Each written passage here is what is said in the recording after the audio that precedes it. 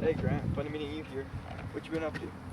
Oh, no, not much. I mean, I'm just reading the newspaper here. It's just learning more about the United States and the world.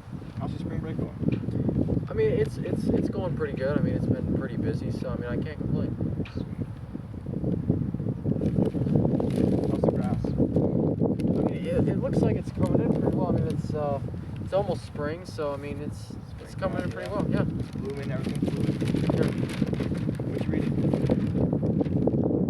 Oh, you know what? Right here, there's an article on the Pentagon Papers.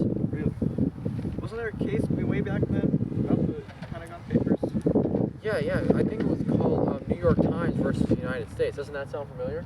Yeah, it does. Yeah. The Supreme Court case, New York Times versus United States, was decided on in 1971 by the Warren Court. The New York Times believed that they had the constitutional right to publish whatever they wanted to in their daily newspaper. After the Vietnam War, they decided to publish a lengthy document developed by the United States Department of Defense known as the Pentagon Papers.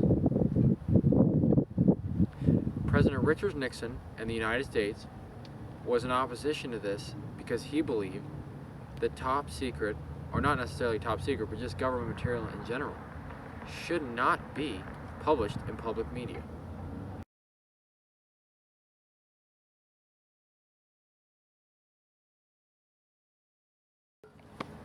So as we all should know by now, the First Amendment prohibits any laws that respect an establishment of a religion, and laws that impede the free exercise of religion, protects the freedom of speech, the freedom of press, and the right to a peaceful assembly. Now the question was if Nixon's administration violated the First Amendment with their efforts to prevent their classified documents from being published. To be more in depth, was the freedom of press applicable to be exceeded by a threat to national security, and if the guaranteed freedoms listed in the First Amendment were even omnipotent? The arguments in the Supreme Court case, New York Times versus the United States, were both very valid. The New York Times, by publishing the Pentagon Papers, they were just simply exercising their First Amendment right of free expression and free speech.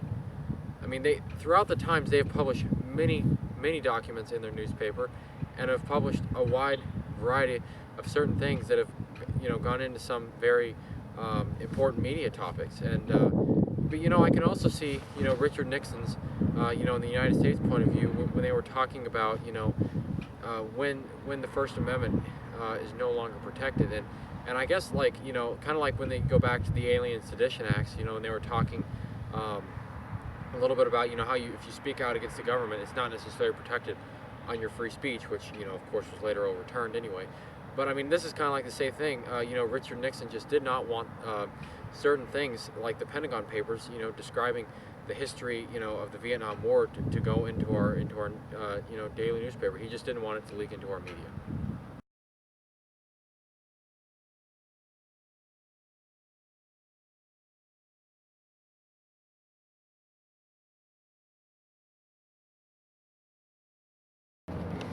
Well, to answer it for you, the Supreme Court found that the actions of the press were constitutional. In fact, the court expressed that the government, quote, carries a heavy burden of showing justification for the imposition of such a restraint, end quote. The government, however, failed to justify the prior restraint. Let's break down the opinions of the 9 justices. Justice Black and Douglas claim that the security should not be able to, quote, abrogate the fundamental law embodied in the First Amendment, end quote. Justice Brennan and the 3 other justices agreed that the publication did not pose any threat to the American forces, causing him and the others to affirm that the prior restraint was unwarranted. And finally, the 2 dissenting justices felt that the few dissenting justices felt that the case should have undergone a lengthier trial until the courts have sufficient time to thoroughly review the case. It was a pretty important case, wasn't it? I mean, I would definitely agree.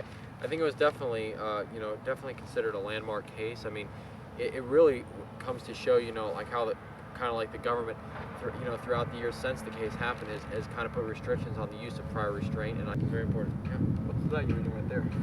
As an asset?